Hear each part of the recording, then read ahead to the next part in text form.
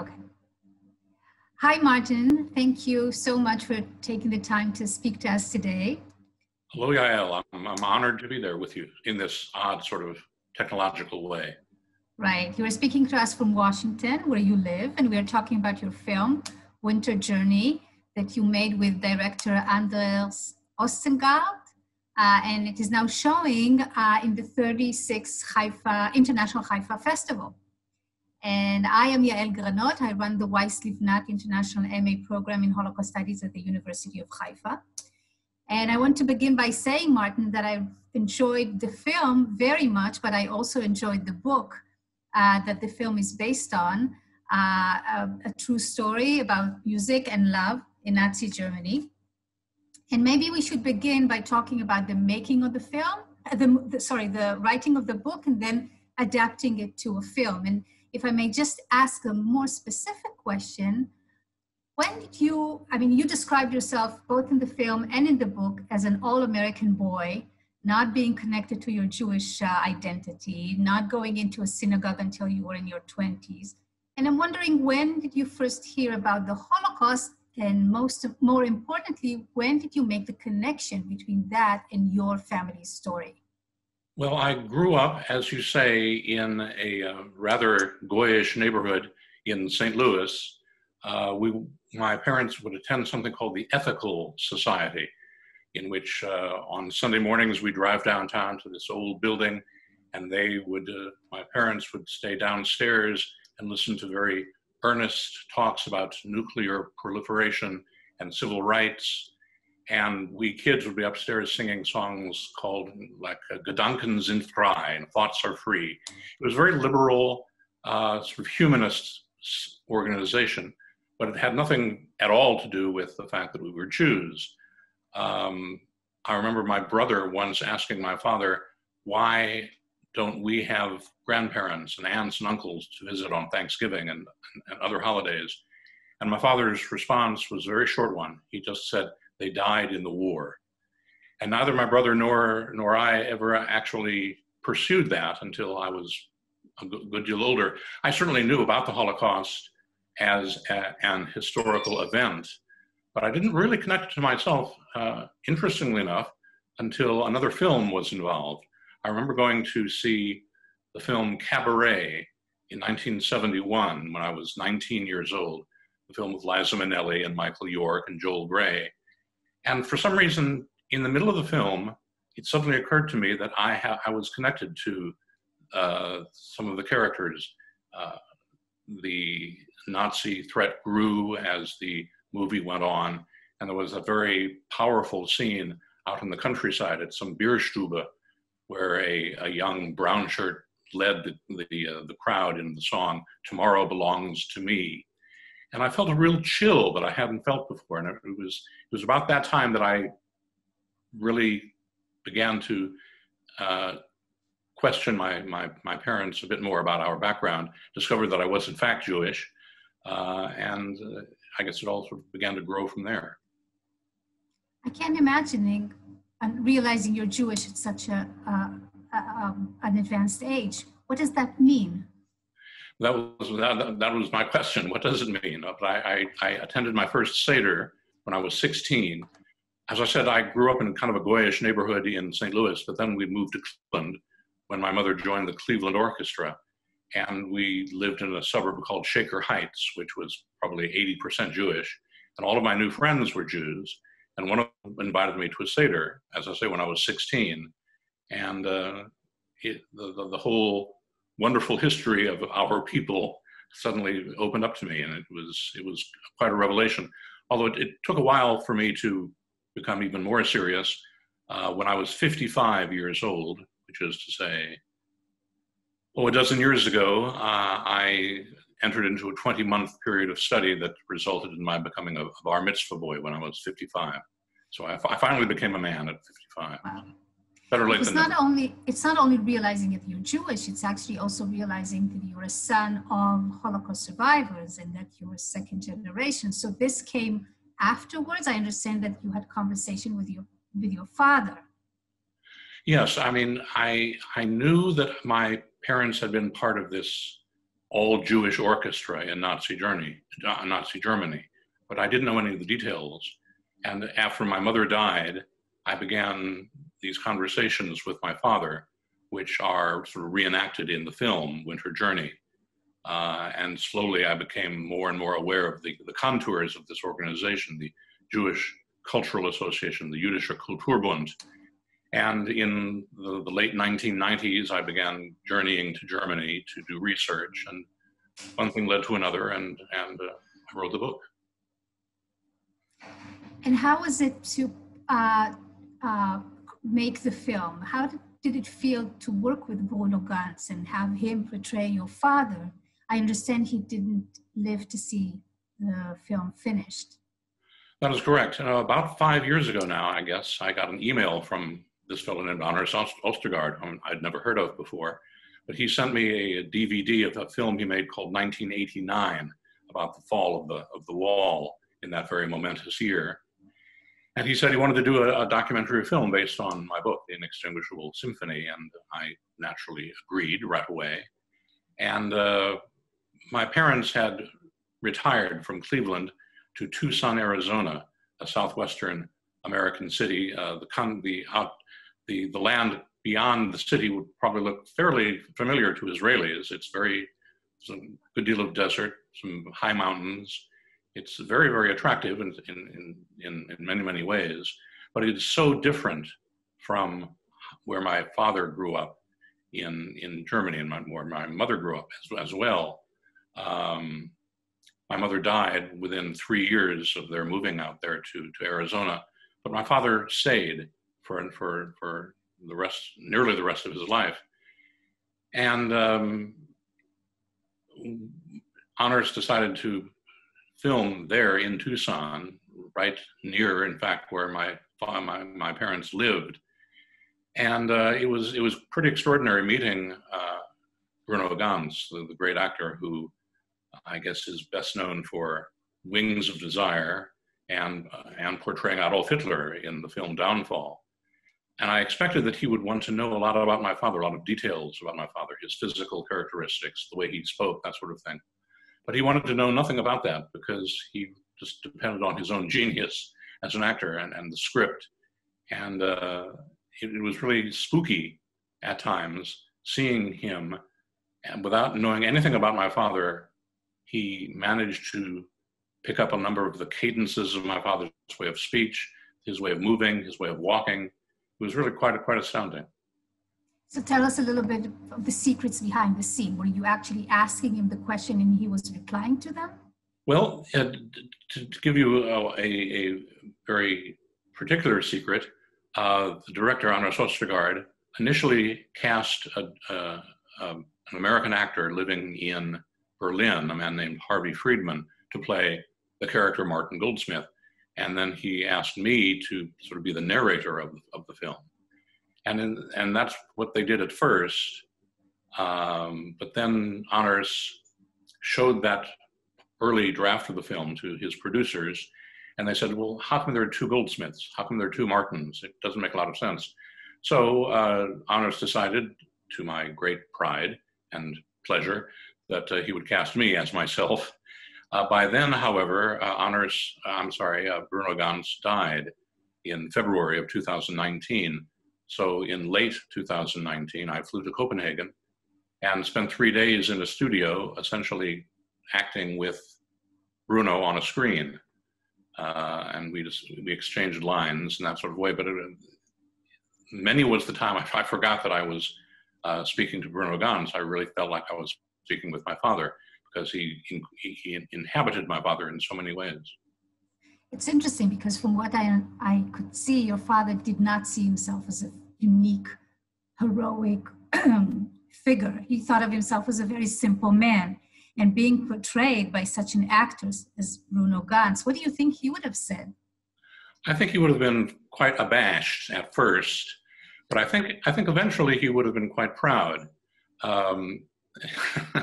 When I first told my father that I was planning to write a book about him and my mother and about their experiences playing with this extraordinary organization, the Jüdischer Kulturbund, he thought for a moment and said, "You're not going to use my real name, are you?"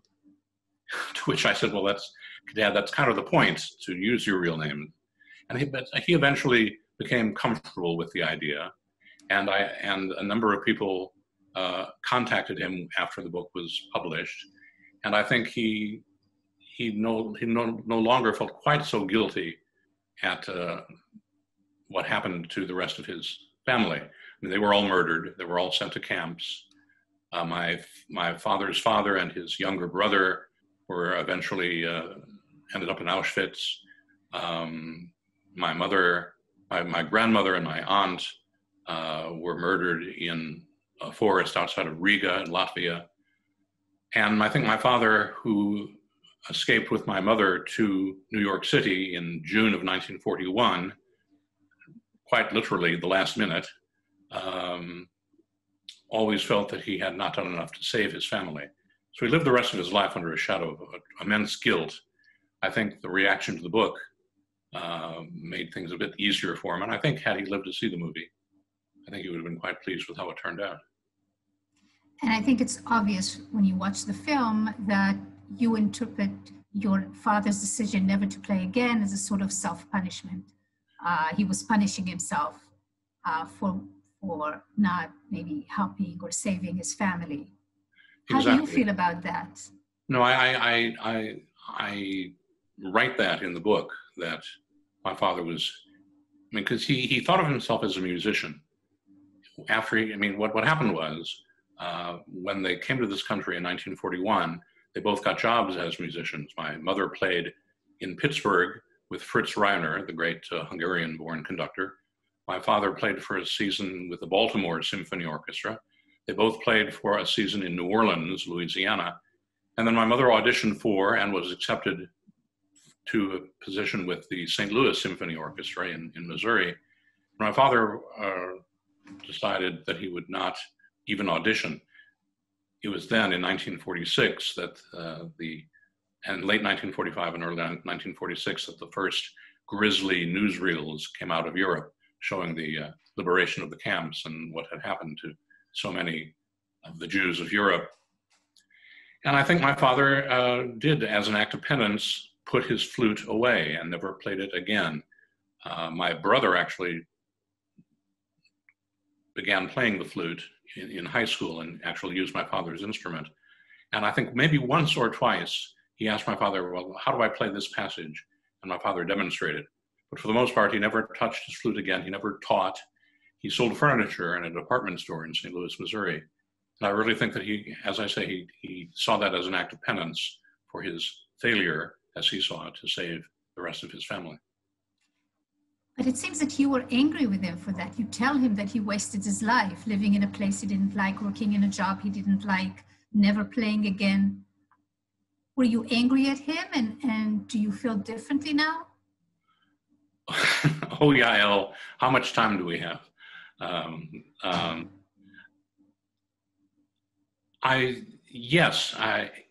There is that scene towards the end of the film where I express some feelings that I've been carrying, I think, for a very long time. As I say, my mother died in 1984, 3 years after my parents moved to Tucson. My father, as Bruno Ganz expresses in the very beginning of the film, my father never really felt good in the desert. He never felt at home in the desert.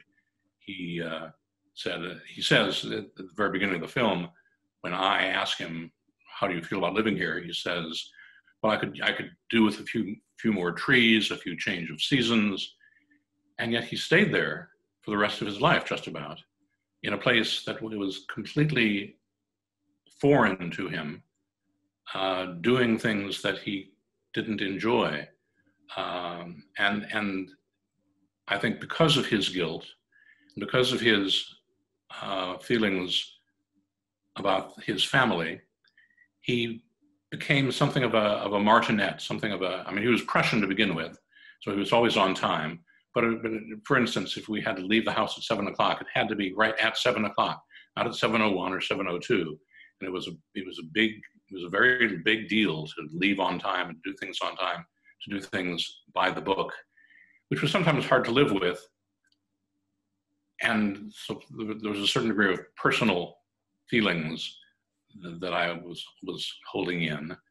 But I was also the older I became, the more I understood, I think, his situation, the more frustrated I became that he wouldn't uproot himself from a place where his roots didn't extend very deeply into the soil at all, Arizona, move back north to where he felt more comfortable. So in that scene, yes, I'm expressing my frustration at his willingness to live in such a constrained way for so long. And I have come to the point where I feel the greatest pity for him that he allowed himself to live such a constrained and such a circumscribed life. So I to this day I can feel very conflicting feelings for him, anger at him, perhaps also for not doing everything he possibly could have to intervene. There was, I'm sure, nothing he could have done to save his family, but he never really did as much as some other people have had done. So there's a good deal of ambiguity there, but I think also the book is written with a lot of compassion, and I think a very touching scene at the end of the film, very, very end of the film, when your father is talking about the dead plants that he did not water, which your mother would never have forgotten to do, and you comfort him, you tell him, it's okay, Dad. It seems like you want to protect him. It feels like you've now taken on the role of the protector of your father. Well, as it happens, my father, alas, suffered from Alzheimer's disease towards the very end of his life. And I had to move him into a facility, and I would visit him several times a week. And we would often have these fanciful conversations about going back to Germany. He always felt that he was a German, and he was proud of being a German. And he thought that the Nazis were the interlopers, the invaders of his country. And he wanted to go back. And in fact, he did go back to Germany several times. But after his becoming an Alzheimer's patient, we would spend many, many times discussing the details, how we would fly to Amsterdam and then take the train from Amsterdam to Oldenburg, where he grew up in northwestern Germany. He loved trains, and we would discuss all the details of that journey. And we'd talk about how we would walk through the park, the Schlossgarten, near his house. And at the end of those conversations, he would often drift off to sleep with a smile on his face. And I would drive home in tears. So I felt a real combination of sadness and pity for him, and a great deal of affection and love. Yeah. Let's talk about something less emotional. Let's talk a little bit about the Kulturbund, the Jewish Cultural League. It comes out in the film that there are different opinions about that organization. Some people say that it actually gave hope and did good in the community and gave jobs to out-of-work artists, Jewish artists, and some say that it actually did not enable Jews to see the real situation, and some of them could have escaped, and they haven't. Obviously, your father did make a choice to stay because of the Kulturbund. What do you think about that organization in hindsight? Well, just very, very quickly to sum up what the Kulturbund was, Adolf Hitler became Chancellor of Germany in January of 1933. And though the Nazis had many things on their plate, many things they hoped to accomplish, one of the first things they did was to boot out Jews from their positions with German opera companies, orchestras, and theater companies. So in the spring of 1933, there were all these unemployed Jewish artists, and some of them came together to form this Kulturbund, this cultural association. So there were Jews performing for other Jews. To be a member of the Kulturbund, to be an actor or a violinist, or to be a stagehand, to take tickets at the box office, to clean the lavatories, to be connected to the Kulturbund, you had to be a Jew. And only Jews were allowed to attend Kulturbund performances. which became increasingly important as Jews were forbidden to attend performances by the Berlin Philharmonic or a theater company in Stuttgart or Munich. The Kulturbund became the only place where a Jew could see a symphony performance, a chamber music performance, see a play, see a movie. So the Kulturbund became a very, very important lifeline for many Jews in Germany as the situation deteriorated as the 30s went on. But as you said, in retrospect, there are some people who thought, well, had there been no Kulturbund, many Jews might have emigrated sooner or at all. But the Kulturbund gave a certain sense of normalcy for many, many people. My father remembered that, as he said, well, how you cope with it is you enjoy some Mendelssohn tonight and think about your situation the next morning. My conclusion finally is that it really was, it was definitely an ambiguous situation. Some of the people I interviewed for the book said, we were figures on the Nazi chessboard. They were in control. We were part of their propaganda plan, because in fact, the organization was controlled by a fellow named Hans Hinkel, who reported directly to Joseph Goebbels, the head of what was called the Ministry of Public Enlightenment and Propaganda. And Goebbels was able to use the Kulturbund to say to the rest of the world, to the degree that the rest of the world objected to what they'd heard about what was coming out of Nazi Germany, Goebbels was able to say, well, look, we're treating the Jews perfectly okay. Look, they have their own orchestra, their own opera company. All these other things you hear are just rumors, or as he might have said, fake news. So the Kulturbund was definitely used by the authorities as a propaganda tool. And in retrospect, a number of performers with the Kulturbund recognized that. And my father certainly recognized it as well, but he was also a young musician playing with an extraordinarily fine orchestra. The Berlin Kulturbund alone had 5 concertmasters, former concertmasters, in their first violin section. It was a great orchestra. They played great music. They were forbidden from playing Beethoven or Brahms or Schumann or other German artists because it was considered a defilement of German culture for a Jew to perform that music, or for a Jewish actor to speak words of Schiller or Goethe. But it did give my parents a great chance to grow as musicians. And when they did finally escape at the last minute in June of 1941, they were able again to assume orchestra positions in this country.